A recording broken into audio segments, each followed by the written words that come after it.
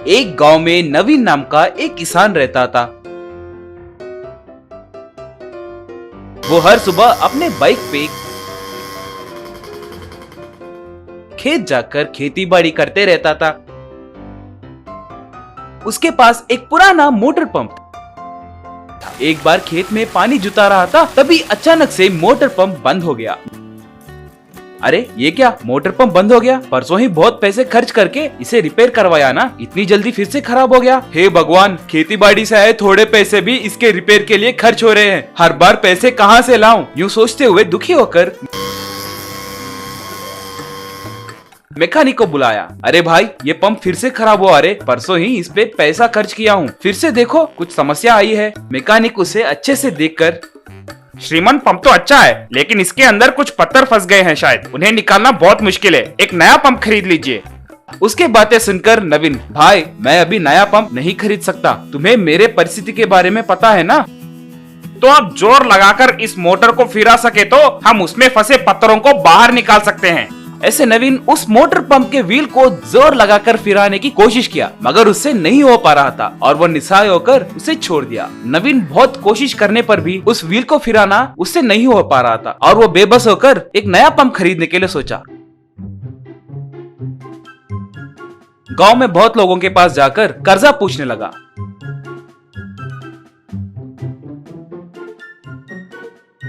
देखो नवीन, परसों ही तुमने मेरे पास से पैसे लिए हैं, अभी तक वो पैसे नहीं लौटाए। मैं फिर से तुम्हें कर्जा कैसे दे सकता हूँ? ऐसे कई लोगों के पास जाकर पूछने पर कोई भी कर्जा देने के लिए तैयार नहीं था और नवीन दुखी होकर घर आकर बैठ गया। पत्नी नवीन को देखकर, क्या हुआ जी? नवीन तब जो बीता वो सब उसे बताया। अरे नए पंप खरीदने के लिए बहुत पैसे खर्च होंगे ना जी, उस पुराने पंप को ही रिपेयर करवा सकते हैं ना। मैंने कोशिश तो की, मगर उसके अंदर कुछ पत्थर फंसने के कारण वो मोटर खराब हुआ है। उसके व्हील को बहुत जोर से फिराना होगा, उतनी ताकत मेरे पास नहीं है। ओ जी, मुझे एक उपाय सूझा है जी। उस मोटर पंप को जोर से फिराई तो सारे पत्थर बाहर आ जाएंगे ना। हाँ जरूर बाहर आ जाएंगे, मगर मुझ में उतनी ताकत नहीं है ना। मेरे पास एक आइडिया है जी, चलिए। कहकर दोनों बाइक पर खेत के पास गए।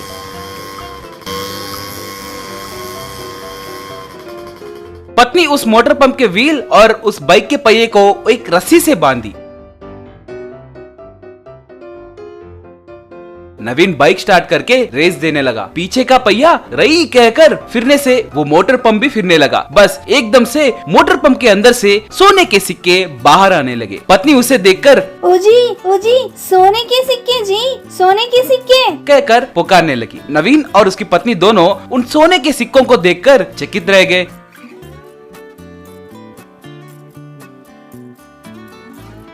नवीन की पत्नी तब, ओ जी, अंदर सोना है शायद। अभी तक हम पत्थर सोच रहे थे, मगर ये तो सोने के सिक्के हैं। हम कितने खुशनसीब है जी, वो भगवान ही हम पर कृपा किया है जी। अब हम हमारे सारे कर्जे चुका सकते हैं, बच्चों के स्कूल फीस भी भर सकते हैं और एक अच्छा सा घर भी बना सकते हैं। कहकर दोनों बहुत खुश हुए। उन सोने के सिक्कों को बेचकर आए पैसों से स्कूल फीस भरे, किताबें खरीदे और एक नया मोटर और घर भी खरीदकर खुशी से जीने लगे। सौरव और रणवीर नाम के दो दोस्त रहते थे। दोनों अगल बगल घरों में ही रहते थे। हर रोज सौरव उनकी पत्नी और बच्चों के साथ मंदिर जाके आता था, लेकिन रणवीर को तो भगवान के ऊपर विश्वास नहीं था। एक बार रणवीर की पत्नी, सुनिए जी, आज त्योहार है ना, चलिए मंदिर जाएंगे। मंदिर क्यों जाना है? हमारे घर में भी पूजा रूम में छोटी सी मंदिर है ना, उधर ही पूजा करो और मनाओ अपनी त्योहार। ऐसे घर में नहीं होगा जी, मंदिर में जाकर भगवान परमेश्वर की मूर्ति को माला चढ़ाना है। पति ही परमेश्वर होता है, इसलिए तुम वो माला मुझे पहनाओ और नारियल फोड़ो और मेरे चरणों को पानी से धोकर अपने सिर पर छिड़काना। फिर पत्नी को बहुत गुस्सा आया और तुम्हारी सर पे फोड़ूंगी नारियल को, बेवकूफ, छी छी कहकर चली गई। एक बार सौरव और रणवीर रास्ते में जा रहे थे। फिर सौरव रणवीर से, क्यों रे सौरव, भाभी बच्चों को एक बार तो मंदिर ले जा सकते हो ना। मंदिर को क्यों ले जाना है? भगवान को देखने के लिए पैसा भर के टोकन लेना पड़ेगा। है ना? पहले वही पैसों से मुझे अच्छा रहना चाहिए। क्या भगवान हमको सच में माया मंत्र सिखाएगा और हमारा ख्वाहिशें पूरे करेगा? अभी के अभी मेरे सोना और जायदाद को बढ़ाने के लिए कहो भगवान से, देखेंगे। अगर बढ़ गया तो मैं विश्वास करूंगा भगवान के ऊपर। अरे भगवान तुमको कोई माया मंत्र नहीं सिखाएगा। भगवान बोले तो सहायता, कोई एक रूप में आके भगवान तुम्हारा सहायता करेगा, लेकिन तुम्हें विश्वास करना होगा। इतने में एक पेड़ के ऊपर से चमकता हुआ एक सोने की चाबी गिर पड़ी। रणवीर उस चाबी को देखा था। अरे ये तो कुछ चाबी जैसा लग रहा है, कहकर दोनों उसके पास गए थे। सौरव उसको देखकर, हाँ लग रहा है कि किसी ने चाबी खो दिया है। नहीं रे, ये तो सोने का चाबी है। कोई सोने से चाबी बनाता है क्या? कहकर इधर उधर देखने लगा। फिर उधर बगल में एक पेड़ को देखकर, अरे लगता है उस पेड़ के अंदर एक दरवाजा है, देखो। फिर वो दोनों उस पेड़ के पास जाने लगे थे। अचानक से उस पेड़ में से एक आवाज निकलने लगा। देखिए, मैं एक मायावी पेड़ हूँ। मेरे इस दरवाजे से एक दिन में केवल एक ही प्रवेश कर सकता है, वो भी जिसके पास सोने की चाबी है। अरे रणवीर, ये तो जादुई पेड़ लग रहा है। इस दरवाजे के अंदर बहुत सारे हीरे, चांदी और सोना रहता है। ये मैंने कई किताबों में पढ़ा था, मगर हर दिन एक को ही अंदर जाने का मौका है ना, इसलिए आज के लिए तुम जाओ, मैं कल जाऊंगा, कहकर चला गया।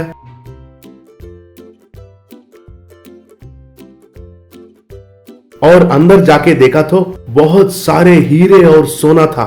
उनको देखकर रणवीर चौंक गया था। उस रात को रणवीर अपने घर में, अरे वाह कितना सोना है, आज से मैं भी धनवान बन गया।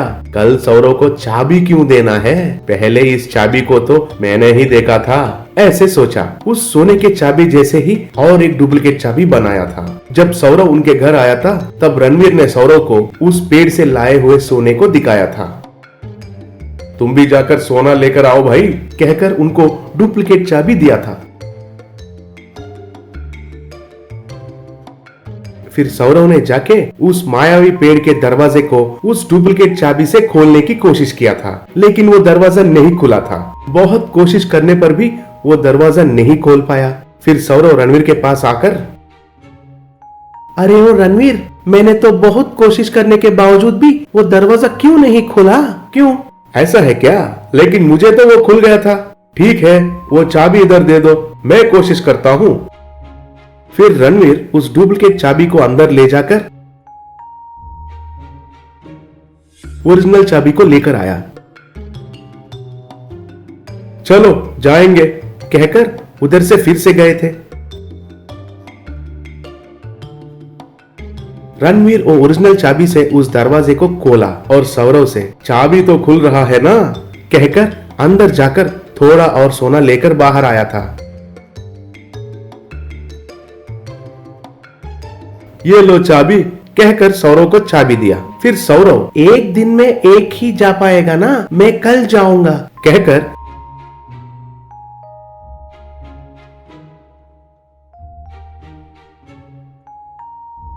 अगले दिन जाकर फिर से बहुत कोशिश किया था, लेकिन दरवाजा नहीं खोल पाया।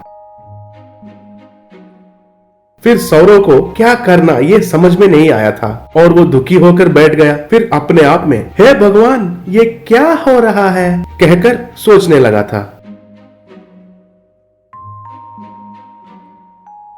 इतने में एक मुनीश्वर उधर आकर, ओ मूर्ख इंसान, वो जादुई चाबी तुम्हारे दोस्त को खुल रहा है, लेकिन तुम्हें नहीं। जरूर कुछ गड़बड़ है, दाल में कुछ काला है, ध्यान से देखो, कहकर चला गया था। सौरव उस रात रणवीर को घर जाकर खिड़की से देखा। उसे वो ओरिजिनल चाबी रणवीर के पास दिखाई दिया था। सौरव चौंक गया था। अगले दिन जब सौरव रणवीर के घर गया था, अरे ओ सौरव, इस बार वो चाबी खुला कि नहीं? हाँ हाँ खुल गई है, लेकिन इस चाबी से उस पेड़ के बगल में और एक पेड़ का दरवाजा खुल गया था। उसके अंदर भी बहुत खजाना है, मगर इस पेड़ के अंदर जितने बार चाहो उतने बार जाके आ सकते हो। फिर रणवीर चौंक गया था और बहुत लालची बन गया था। क्या जितना बार चाहिए उतना बार जा सकते हैं और आ सकते हैं? अरे वाह, वो चाबी मुझे देना, चाहिए तो मेरा चाबी ले लो कहकर उनके पास जो ओरिजिनल चाबी था वो सौरव को दे दिया। फिर सौरव वो चाबी लेकर, रणवीर मेरे पास अब 2 चाबी है, ये दोनों चाबियों को तुमने ही मुझे दिया है, लेकिन ये दूसरा चाबी कहाँ से आया, ये बता सकते हो? रणवीर को समझ में आ गया कि वो पकड़ा गया। मुझे माफ करो दोस्त, मैंने तुझे धोखा दिया था, फिर कभी ऐसा नहीं करूँगा।